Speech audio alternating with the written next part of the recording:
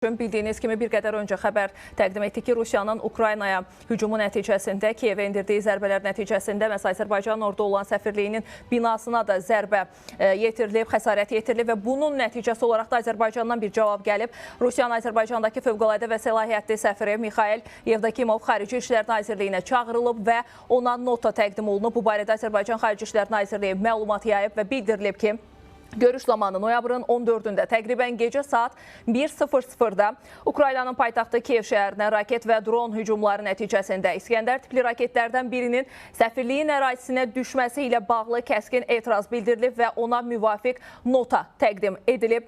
Son partlayış nəticəsində səfirliyin ərazisinin hasarının bir hissəsinin tamamilə dağıldığı, konstruksiyaların, xidməti avtomobillərin, inzibati binanın və səfirliyin konsulluq şöbəsinin zədələndiyi, həmçinin diplomatik nümayəndəliyin ərazisinə ciddi ziyan vurulduğu, xoşbəxtlikdən bu zərbənin insan tələfatına səbəb olmadığı qarşı tərəfə bildirilib. Bir daha xatırladaq ki, məhz Rusiyanın Azərbaycandakı fövqəladə və səlahiyyətli səfiri Azərbaycan Xarici İşlər Nazirliyinə çağırılıb və ona bu hadisə ilə bağlı nota təqdim olunub.